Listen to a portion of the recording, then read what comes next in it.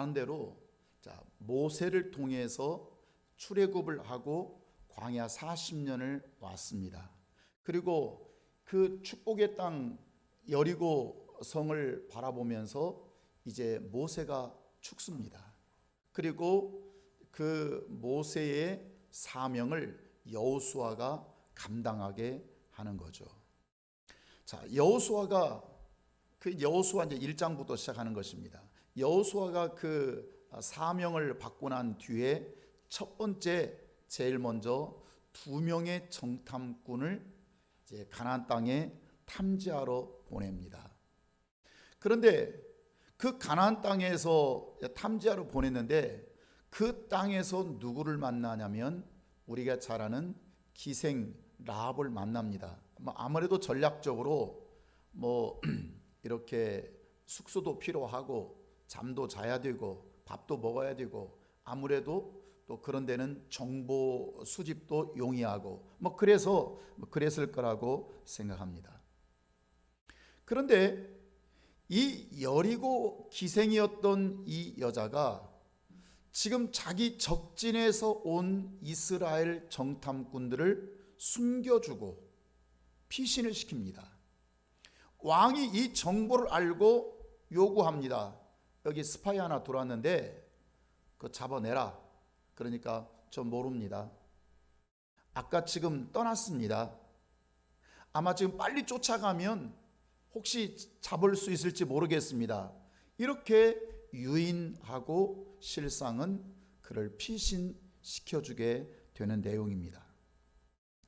기생 라합은 왜 여리고 성의 여자였음에도 불구하고 정탐꾼들을 돕게 되었고 그들 편에 서게 되었는가? 여러분, 믿음이 무엇이냐? 저 사람 믿음이 좋아. 믿음이 무엇이냐고 말할 때는 세 가지 의미가 있습니다. 첫째, 누구 편에 섰는가? 믿음입니다. 믿음의 중심을 누구에게 세우는가? 두 번째는 누구를 도와주었는가? 하나님이 함께하는 사람을 도와주는가? 하나님은 하나님이 반대편 성령이 역사하지 않는 사람을 돕는가? 세 번째는 누구에게 유익을 주었는가? 이 믿음이에요. 누구 편에 섰는가? 그러면 기생 라합은 왜 하나님의 사람 이스라엘에서 온 그 정탐꾼들을 도와주게 되었는가? 몇 가지 중요한 의미가 있는 것입니다. 그래서 그들을 도와줌으로써 왜 그는 믿음 편에 섰는가? 첫 번째, 지식이 그를 그렇게 만들었습니다. 8절 오늘 9절 보시면 또 눕기 전에 라합이 지붕에 올라가서 그들에게 이르러 간증을 합니다. 그 고백을 하는, 뭐를 고백하냐면 9절입니다. 말하되 여호와께서 이 땅을 너에게 주신 줄을 내가 아노라. 여러분, 안다는 말이 뭐죠? 지식입니다. 안다고 하는 건 지식. 지식이라는 게 아는 것을 의미하게 되는 거죠. 라합이 어떻게 알았는지, 어떻게 그 지식을 습득했는지는 모르겠습니다. 그러나 중요한 것은 그가 알고 있는 분명한 지식, 그가 알고 있는 아주 분명하고 선명한 지식이 하나 있습니다. 그게 뭐냐면 여호와께서 이 땅을 너에게 주신 줄을 내가 아노라. 내가 아노라. 여러분, 믿음은 지식이 있어야 되고요, 지식이 있어야 그것이 믿음으로 바뀌게 되는 것입니다. 하나님의 말씀에 대한 지식이 없는 믿음은 맹종하는 것입니다. 이건 아주 허술합니다. 그것은 참된 신앙이 아닙니다. 하나님의 말씀이 이렇게 존재했고 그 말씀에 대한 내가 확신이 있고 그 말씀에 대한 지식을 내가 믿어버렸기 때문에 말씀 속에서 능력이 나오고 역사가 나타나게 되는 것입니다. 여러분, 믿음을 갖기 위해서는 반드시 지식이 필요한 것입니다. 성경의 지식이 필요하고요, 말씀의 지식이 필요한 것입니다. 여러분, 호세아 6장 4장 6절에서 말씀합니다. 내 백성이 지식이 없으므로 망하는도다. 무엇이 없어서 망한다고요? 지식이 없어. 내가 지식을 버렸으니 나도 너를 버려 내 제사장이 되지 못하게 할 것이요. 이스라엘을 하나님께서 율법을 주실 때 너희를 제사장의 나라로 삼게 하시겠다고 했습니다. 그러나 너희가 율법에 대한 말씀에 대한 하나님에 대한 신지식을 버렸으므로 나도 너희를 버려 제사장의 나라를 삼지 못하겠다. 6장 3절에서 뭐라고 말씀하죠? 그러므로 우리가 여호와를 알자. 힘써 여호와를 알자. 우리가 하나님을 아는 신지식에 여러분 충만하기를 주의 이름으로 축원합니다. 기생 라합이 그가 하나님의 사람을 도왔던 첫 번째가 바로 지식이었습니다. 아는 것 때문이었습니다. 두 번째는 주변 분위기입니다. 그 분위기가 영향력을 갖습니다. 분위기가 영향력. 여러분 분위기 속에서 영적 영향력이 있게 되는 거예요. 왜냐하면 군중과 집단은 그렇습니다. 자, 9절 하반절 보십시오. 우리가 너희를 심히 두려워하고 이 땅의 주민들이 다 너희 앞에서 간담이 또갔나니. 기생 라합 혼자만 알고 혼자만 두려워했어요? 아니에요. 이 여리고 성에 있는 모든 주민들이 다 알고 있어요. 이미 분위기가 기울어 버리게 된 거죠. 이스라엘 백성들이 도착하기 전에 이미 여리고성 사람들은 두려워서 떨고 있어요. 간담이 서늘해졌어요. 이스라엘 말만 들어도 가슴이 철렁철렁 내려앉아요. 여러분 이미 분위기가 제압 당해버린 거죠. 지금 전쟁도 한 게 아닙니다. 쳐들어간 것도 아닙니다. 그러면 이 분위기를 누가 만들었는가? 누가? 그것은 이스라엘 백성들의 순종이 그렇게 만들었습니다. 지난 40년 동안 이스라엘 백성은 광야를 묵묵히 걸어왔습니다. 때론 원망도 있었죠. 불평도 있었죠. 싫다고 하는 억지도 있었죠. 그때마다 하나님은 그들을 다스렸었습니다. 그 다스림 속에 무엇이 있냐면 순종해야 복되다. 이걸 가르치는 거거든요. 하나님의 메시지는 하나예요. 너희가 순종할 때 형통하다. 너희들이 불순종하면 너희들이 형통하지 못하다. 그렇게 40년 동안을 묵묵히 걸어오면서 그들은 무엇을 배웠냐면 순종이라는 걸 배웠습니다. 하나님께는 무조건 순종해야 되는 거예요. 그리고 순종할 때 하나님은 그들을 높여주셨습니다. 순종할 때 그들은 아무것도 없는 그들을 명성 있는 사람으로 만들어 주신 것입니다. 신명기 2장 25절 이렇게 말씀합니다. 오늘부터 내가 천하 만민이 너를 무서워하며 너를 두려워하게 하리니 그들이 내 명성을 듣고 떨며 너로 말미암아 근심하리라. 세 번째, 듣는 것이 복되어야 됩니다. 왜 기생 라합이 하나님의 사람 정탐꾼들을 도와줬냐면 듣는 것이 복된 거예요. 여러분 10절 하반절 보면 이렇게 말씀합니다. 우리가 들었음이니라. 우리가 뭔가 들었어요.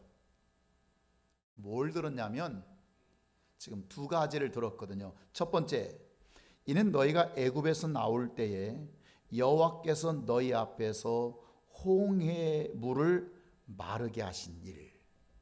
이거 몇 년 전 얘기죠? 약 40년 전 얘기예요. 40년 전, 아주 오래된 이야기예요.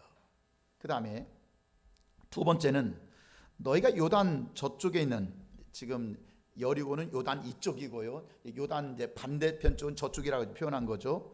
아모리 사람 두 왕 시온과 옥에 행한 일, 이건 언제 일이냐면 최근간의 일이에요. 옛날 얘기도 지금 얘기도 그들은 다 듣고 있었어요.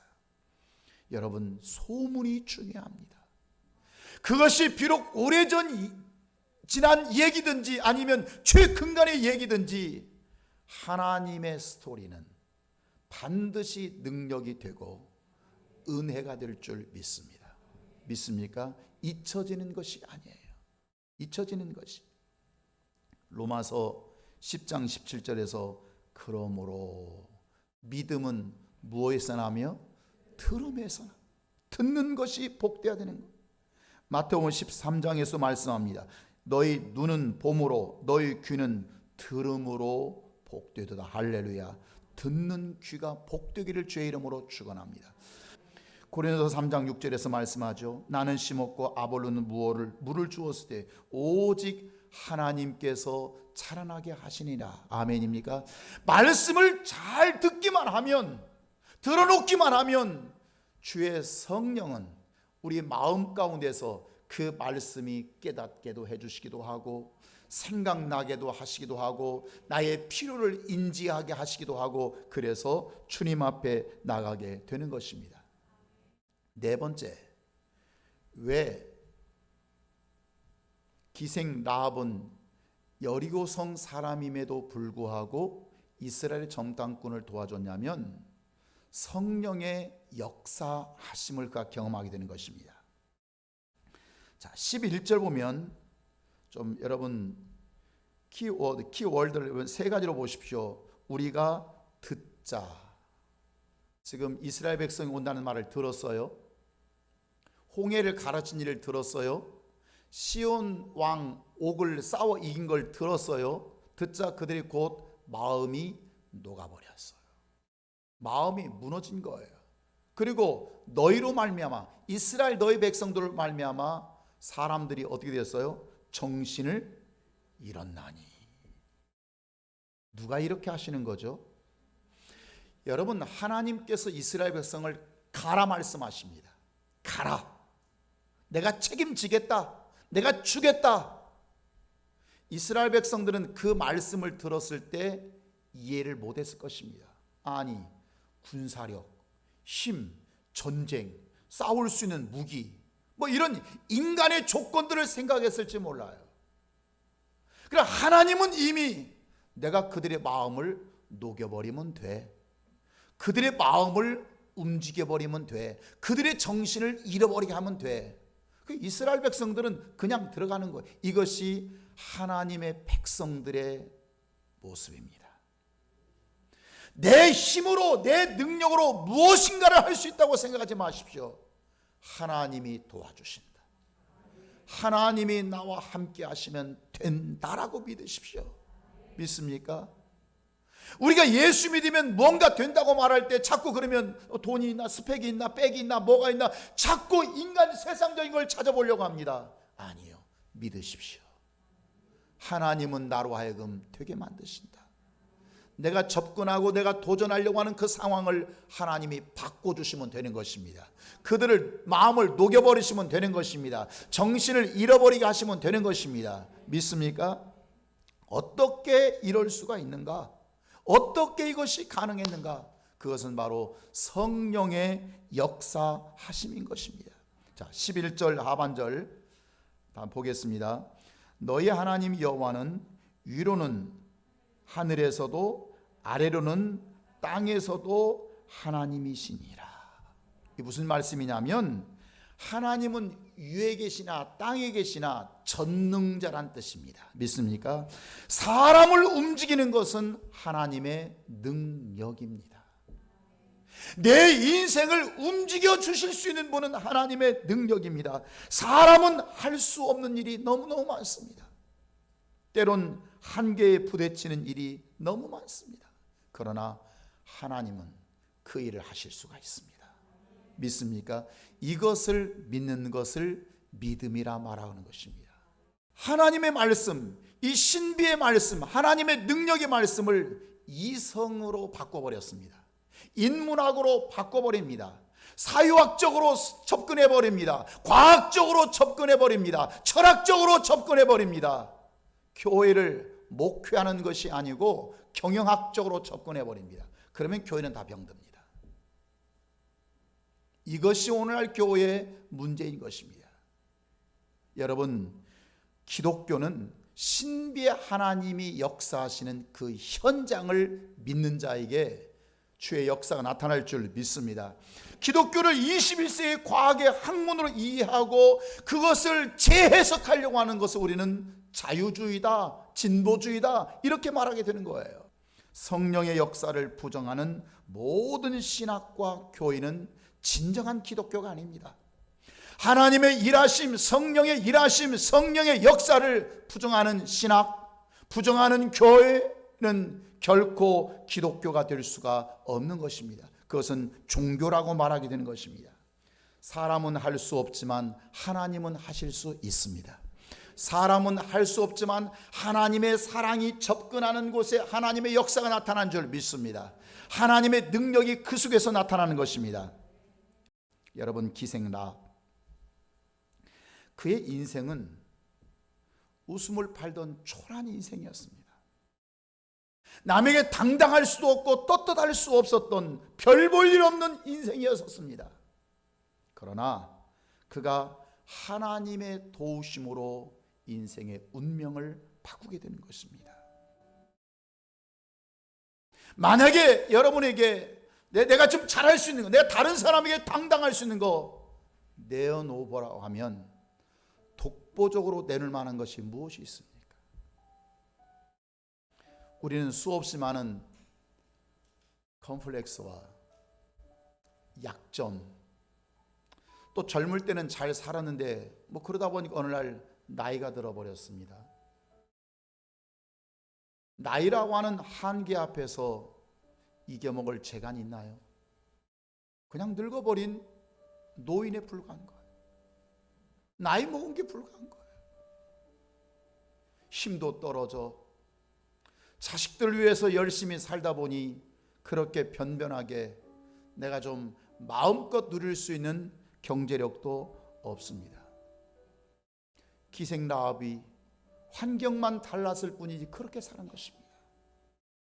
오늘 또 웃음을 팔면서, 오늘 또 어느 남자에게 내가 내 희극을 팔면서 돈을 벌어서 먹고 살았던 이 기생, 별 볼 일 없는 인생이었지만 그 인생이 여리고서 그 6장에 그 여호수아 6장이 여리고성을 점령할 때 이렇게 말씀하고 있습니다. 6장 25절입니다.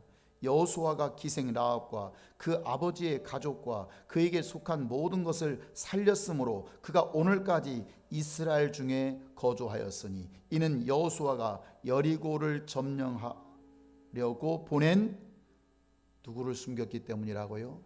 사자들을 숨겼습니다. 그가 알고 있는 지식, 그가 들었던 지식, 그리고 많은 나뿐만 아니라 여리고성 사람들의 주민들이 전부 다 정신을 잃어버렸던 그 분위기. 그러면 내가 선택할 수 있는 것은 이들을 도와줘야겠구나. 하나님의 사람들을 도와줘야 되겠구나. 하나님 편에 서야 되겠구나. 이스라엘 편에 서야 되겠구나. 이것이 그 운명, 자신을 구원할 뿐만 아니라 그 형제, 가족, 친척, 모든 사람들을 구원할 뿐만 아니라 놀라운 사실이 있습니다. 그가 왕족이 됩니다. 왕족.